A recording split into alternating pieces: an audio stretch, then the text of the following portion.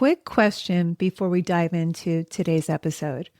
Are you a first-time novelist or memoir writer with a story idea you've been carrying around for a while, or a draft that feels messy and overwhelming? Either way, you just want to finally finish. I'm hosting a free live masterclass called From Chaos to Clarity, a 3-step framework to finally finish your story. In just 60 minutes, I'll show you how to bring focus and direction to your story without starting over and without a rigid outline. It's free, but spots are limited. Save your seat at mylivemasterclass.com. That's mylivemasterclass.com. I'd love to see you there. Your job isn't to showcase every piece of beautiful prose you can write. Your job is to tell one specific story as powerfully as possible.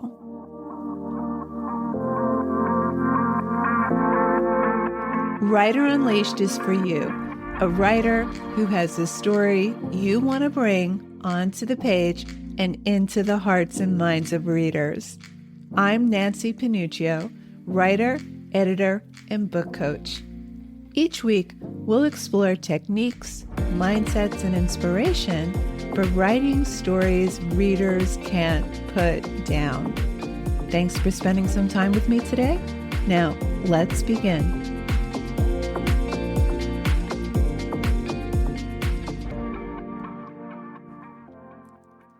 If you're staring at a manuscript that feels like it's falling apart somewhere around the middle, you're exactly in the right place.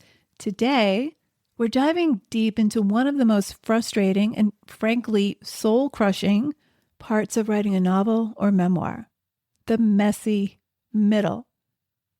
Here's the first thing I want you to know. Every writer hits this wall. Every single one. You know the feeling. Those opening chapters practically wrote themselves. You had this crystal clear vision of your characters. You had a clear vision of the world. The story world felt alive under your fingertips, and you had momentum, real momentum. Then somewhere around page 50, 80, 100, or 150, it's different for everyone, something shifts. The writing starts to feel harder. Scenes that used to flow now feel forced. Your characters start having conversations that go nowhere. Plot threads that seemed so promising when you started them now feel like they're leading to dead ends. And here's the really brutal part. You start to lose steam just when you need it most. Because let's be honest, the middle is where the real work happens. It's where you have to prove that your opening wasn't just a fluke, that you actually have a complete story to tell. This is where so many writers give up. They either abandon the project entirely, or they get trapped in the rewriting spiral, going back to scenes and chapters over and over, convinced that if they can just nail the perfect beginning or perfect that scene or that scene, the rest will magically fall into place. The truth is, every writer hits this wall. And I mean every writer. Stephen King talks about it in his book On Writing. Gillian Flynn has mentioned it in interviews. That best-selling author whose Instagram makes their writing process look effortless and inspiring, they've been exactly where you are, staring at their computer screen, wondering if they're fooling themselves about having any talent whatsoever. The difference between writers who finish and writers who don't isn't talent. It's not even discipline necessarily. It's understanding why the messy middle happens. And more importantly, knowing the specific actionable strategies to work through it. That's what we're covering today. We're going to diagnose exactly why your middle sags, give you concrete tools to fix yours, and by the end of this episode, you'll have a clear roadmap to push through to the end of your story. But before we jump into the technical reasons why middles fall apart, I want to talk about what's happening in your brain when you hit this point, because understanding the psychology is just as important as understanding the craft. When you started your story, you were running on discovery energy. Everything was new. You were meeting your characters for the first time, exploring your world, figuring out the rules of your story universe. That's genuinely exciting, and it creates a natural momentum that carries you through those early chapters. But somewhere in the middle, discovery energy starts to fade, and it gets replaced by execution energy, which is much harder to sustain. Now you know your characters, you've established the story world. The novelty has worn off, and what remains is the actual work of storytelling. The problem is, most of us don't realize this shift is happening, so we interpret that natural energy dip as a sign that something's wrong with our story. Here's the thing, that energy dip is normal. It's not a bug in your creative process. It's a feature. It means you're transitioning from the fun, easy part of writing to the part where you actually become a storyteller. The writers who finish are the ones who learn to generate momentum when natural momentum runs out. They develop frameworks that carry them through when inspiration isn't enough. And that brings us to the craft side of things, because while psychological shift is inevitable, the structural problems that create messy middles are totally fixable. So let's dive into the specific technical reasons why your draft might be losing steam. I'm going to give you 3 main culprits, and for each one, we'll talk about not just what the problem looks like, but how to diagnose it in your own work and fix it. Reason number 1, the stakes don't escalate. This is probably the most common issue I see, and it's sneaky because on the surface, it looks like your story is progressing. Your character is still pursuing their goal. Obstacles keep showing up. Your character keeps trying to overcome those obstacles, but somehow it all feels flat and false and forced. Here's what's happening. At the beginning of your story, your character's want feels urgent. They need to solve the murder before the killer strikes again. They need to win back their ex before the wedding next month. They need to save the family farm before the bank forecloses. Whatever it is, there's a clear sense of urgency and consequence. But then, as the story progresses, that urgency levels out instead of building. Your detective keeps investigating, but the stakes stay pretty much the same. Your romantic lead keeps trying grand gestures, but the consequences of failure don't get any bigger.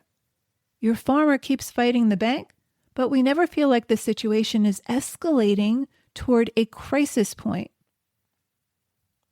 This creates this treadmill effect. Your character is working hard, but the readers feel like they're watching someone jog in place instead of sprint toward a finish line. Here's how to diagnose this in your own work.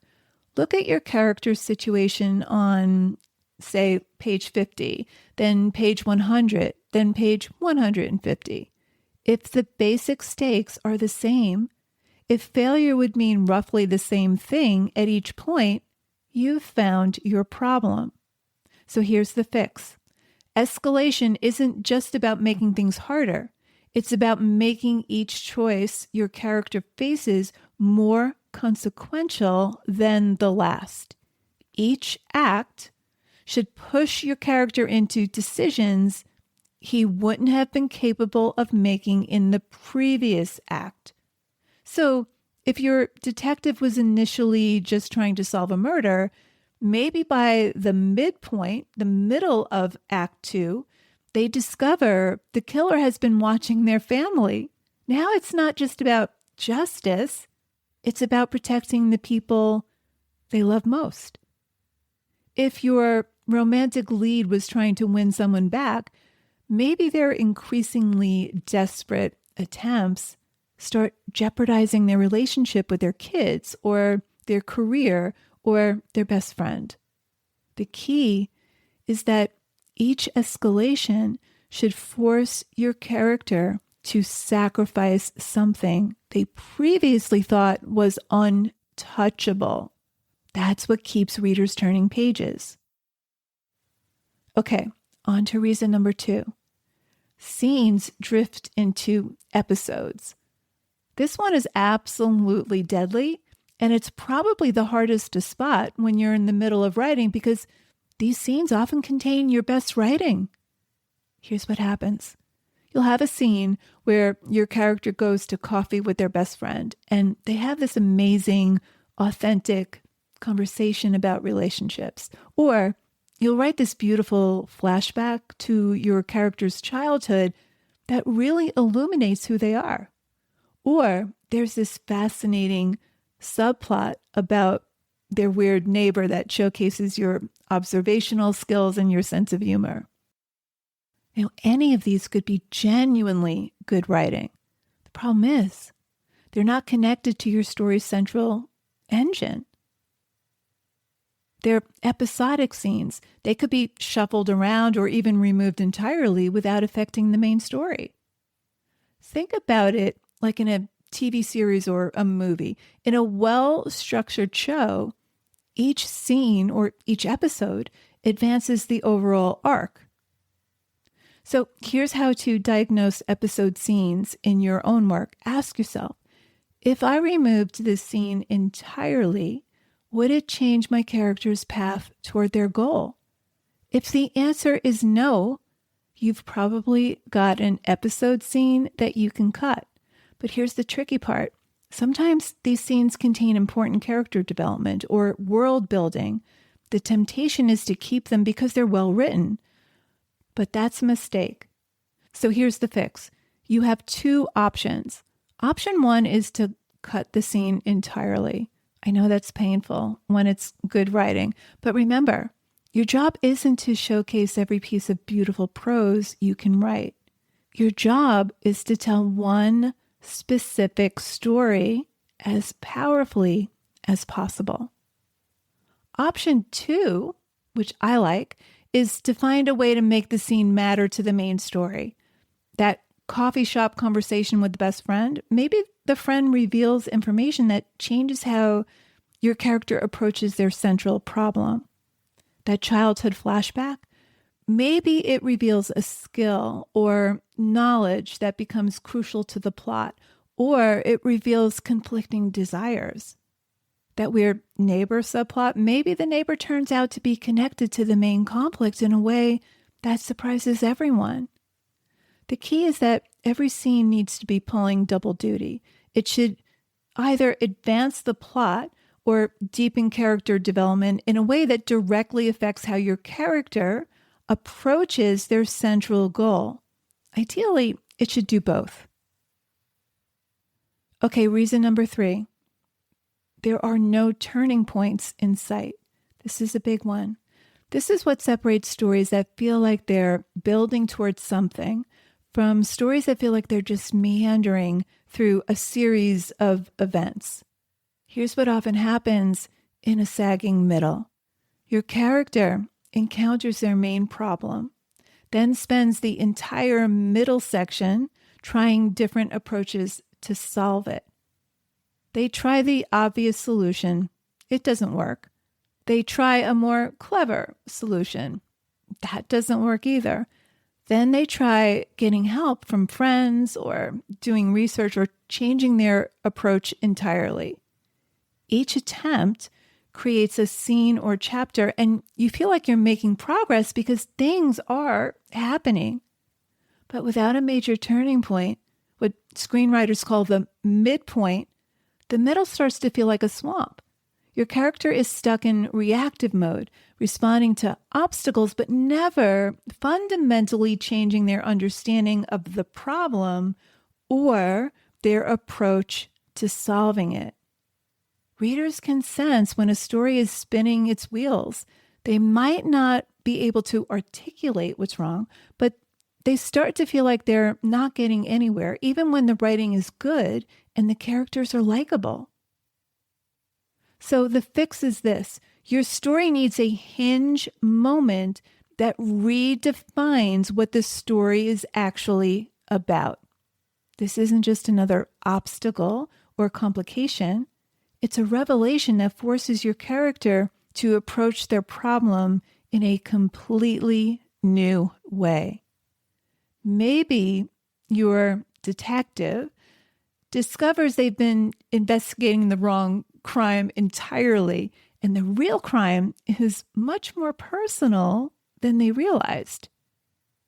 Maybe your romantic lead realizes he's been chasing someone who was never right for him, and the person he should be with has been right in front of him all along. Maybe your hero discovers that the mentor they've trusted most has been working against them from the beginning. This turning point should happen roughly in the middle of your story, and it should tilt everything that follows in a fresh direction. It gives readers a reason to keep reading, because now they're not just waiting to see if your character succeeds. They're waiting to see how this character will adapt to this new information. Now, you might be thinking, okay, this all makes sense from a craft perspective, but why does it matter so much? Why can't readers just enjoy good writing, even if the structure isn't perfect? Well, the structure is never perfect, number one, but here's the thing about readers. They're incredibly smart, even when they don't know anything about story structure. They might not be able to tell you why a story isn't working, but they can feel it. When stakes don't escalate, readers unconsciously start to tune out. They stop leaning in. They begin to sense that nothing truly dire is going to happen. So they don't feel that urgent need to keep turning pages. When scenes drift into episodes, readers start to feel like their time isn't being respected. They're investing emotional energy in your story. They're investing time energy in your story. And when scenes don't seem to be building toward anything, they feel like that investment isn't paying off. And when there's no turning point, readers start to get bored, even if they like your characters and even if they enjoy your writing style, because fundamentally, readers crave change. They want to see characters grow. They want to see situations evolve. They want to see stakes escalate. Without that sense of progression, even the most beautiful prose can start to feel static. This isn't about dumbing down your work or pandering to short attention spans. It's about understanding that story structure exists for a reason. It mirrors the way human brains are wired to process information and find meaning. When you master these structural elements, you're not just fixing technical problems, you're creating an experience that feels inevitable and satisfying to readers, even if they can't explain why. Now, I know what some of you are thinking right now. You're looking at your manuscript. Maybe it's 150 pages. Maybe it's 300 pages. Maybe it's 450 pages. And you're thinking, this all makes perfect sense. But where do I even start? How do I take this messy, complicated, rambling draft and actually apply these principles without starting over from scratch? Well, that's exactly what we're covering in my new free masterclass. It starts tomorrow, October 1st, From Chaos to Clarity, a 3-step framework to finally finish your story. In 60 minutes, I'm going to walk you through this exact framework. But here's what makes this different from other craft advice. I'm not just going to explain these concepts. I'm going to show you how to diagnose where your current draft sits with each element and give you specific action steps to strengthen whatever's weak. Plus, everyone who shows up live will get my Plot Point GPS bonus guide, a practical roadmap for identifying and strengthening the essential turning points in your story, including that crucial midpoint we talked about today. And there will also be time for live Q&A. Now, seats are limited because I want to keep this interactive. So grab your seat today at mylivemasterclass.com. Again, mylivemasterclass.com. Before we wrap up, I want to leave you with this thought. If you're stuck in the messy middle right now, don't worry. This is totally normal. You haven't written yourself into a corner you can't escape from. You're not lacking in talent or discipline or any of the other things we tell ourselves when the writing gets hard. You're just at that point where you transition from discovery to execution. And that transition is learnable. It's a skill, not a talent. The writers who finish, the ones whose books you admire on your shelves, aren't necessarily more gifted than you.